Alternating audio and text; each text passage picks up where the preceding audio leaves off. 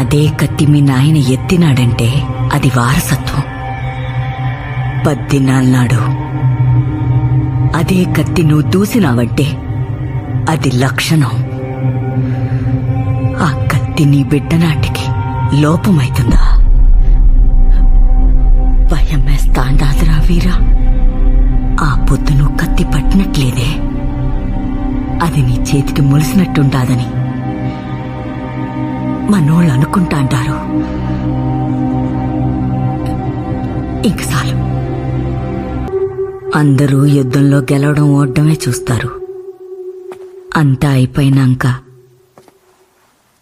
ఏడవడం ఎవరికి జ్ఞాపకం రాదు. గెలిసినోడు ఏడ్చాలా, ఓడినోడు ఏడ్చాలా? వాని రోజొస్తే ఎవడైనా గెలుస్తాడు. వాడు గొప్ప, వాడే గొప్ప.